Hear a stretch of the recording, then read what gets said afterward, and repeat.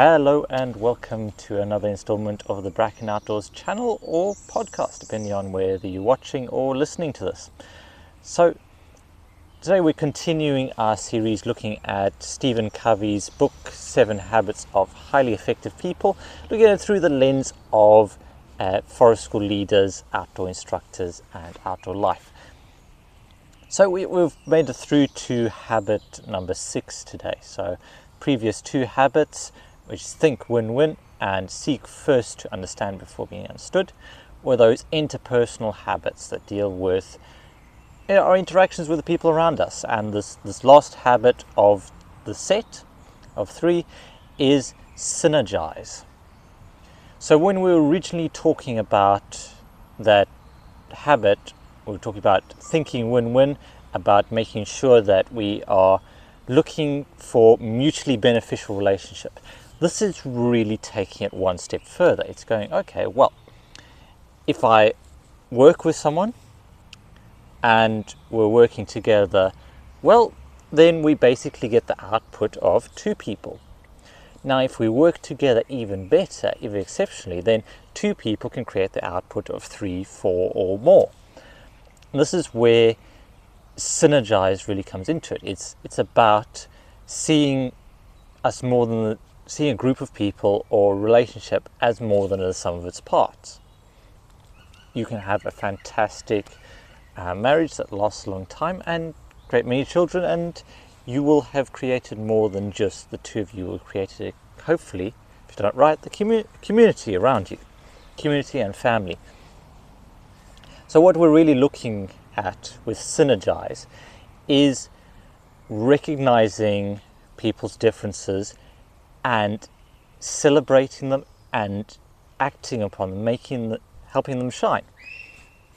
So example of this is when I run forest school sessions, I am very much logical minded. I've got that left brain mind. It's like, okay, logic, systems, I like skills, I like being able to know exactly how things work. I like teaching and instructing. So that's the aspects that I come from. And while I can do things like tell stories, sing songs, make beautiful artworks, it's not an area that I do very well at. It's not an area that I enjoy as much.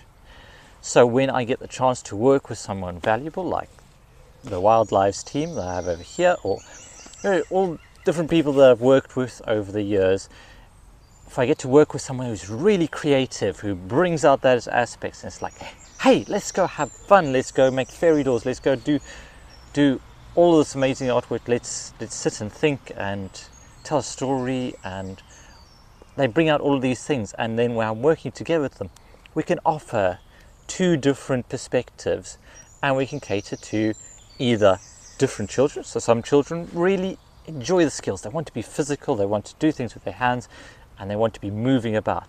There's others that just they'll be quite happy doing woodland yoga and taking part in crafts activities, and actually like the fiddly work and creating something beautiful. So we can either cater to both of those, or more often than not, we are catering to the same child, but they're at a different point in the session. Like at the start, it might be, yes, I want to build a den, I want to learn knots, I want to do this. And then they're going off and playing and they're having fun without us. And then they come back in the afternoon, they've had lunch, they're just feeling a little bit more peaceful, got rid of some of that energy, and they're like, okay, maybe I'd like to take part in something that engages my mind a bit more and is less physical. In that we can see 2 people with radically different mindsets and skill sets can create this atmosphere for brilliant learning and cater to a wide range of people. And that's what Synergise is about. I think it's about seeing what people excel at and what they're good at, and not focusing on the weaknesses, but instead focusing on the strengths and the way being supported. So the best relationships are actually the ones that there are differences, that there are differences of opinion, there are different mindsets, but the insights of someone who's different from you is so much more valuable than someone who's identical to you, because they can offer a different perspective.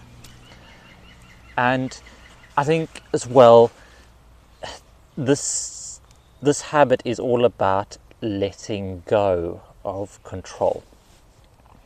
So going back to the early habits, it was all about defining a mission, a vision, and going, okay, what is the goal? So we create that structure. So we create, this is what the forest school program is setting out to deliver. This is what each session, this is the aim of each session, and we kind of know what things that we'd like children to get out of here, either in terms of virtues, qualities, character, strength, flexibility, whatever. There's things we want them to get out of this. At the same time, and we've got a structure. We've got what we want in the end. Now, how we get there, this is the part where we can actually start to let go and actually start looking at, okay, I'm just going to come into this open, with an open mindset. Go, okay, what can we do in this? And really opening it up and letting go of us being the deciders of how they get to the outcome. Because once we've set the outcome and the boundaries, so both outcome and boundaries are important things to clarify. So where we're going and what's not allowed to get there. Once you've got that, that's where the real magic happens, is in that space. If you leave that space open and let go of being in control of every part of the process, this is where you can see things that you wouldn't see elsewhere. Like we had, I did an activity a couple of weeks ago, absolutely torrential rain, so I was like, okay, tell you what, we're going to make rafts and we're going to go float them on the pond. The pond only appears when it's wet, so this is a great opportunity to do that. So we went with I was thinking, okay, we'll probably go for normal raft structure, logs just in a row, bind the ends, create some lashing perpendicular to it. I can probably teach that. Even though I've never done it before, I can probably sit the children down and go, okay, this is how you make a raft. And just, you know what, so we know what the outcome is. I realized I need to set boundaries pretty early on in the session, because it's like, okay, we can do this, and then someone we're going to make boats, I said, and straight away a boy was, well, made one. He just picked up the biscuit tin. I'm like, well done, that is a boat. You are quite right. I'm looking for you to be a bit more creative than this. So let's have a look at a new rule. You have to use natural materials or things that biodegrade. So that means I've supplied you with some jute twine, you've got twigs and sticks and leaves out there, go and make something with it. And once I set those boundaries and the outcome, which is to have a boat that floats, one of the boys really took it by, and he made this beautiful little catamaran. So it had two logs on the side, a cross beam. He had a piece of bark that kind of made the deck, put a mast in there, structural string out to the sides, and then made a leaf sail. Absolutely beautiful design. It's not one I would have come up with on my own. Like I say, I'm not that creative person. But I gave him the space, I gave him the boundaries, and I gave him the outcome. And the result was far, far better than I thought. So this is difficult, particularly if you're coming from a teaching background, because you just want to keep things under control. And if you lose control of a class of 30, bad things happen. But if we're talking a small forest school session, if we're talking like 6-8 children per adult, maybe even less. So for my sessions, typical ratio is probably 2 children to every 1 adult. That sometimes it's 1-to-1 because I have parents there.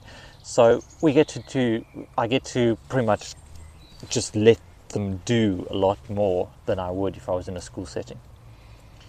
And it's allowing things to move into new directions, and this is valuing the way that children interact, going, okay, this child even though in a classroom they would have probably been told to sit still, they are the right person in this environment to lead things and move things forward.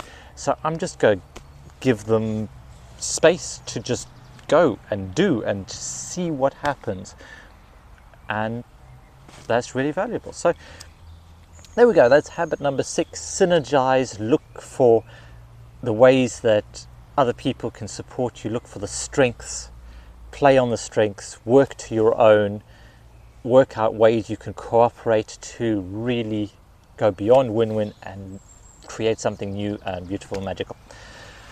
With that, thank you so much for watching and listening. I'll have a link to the YouTube playlist for this down below, or if you're listening to it on the Bracken House podcast, chances are it was the last few episodes.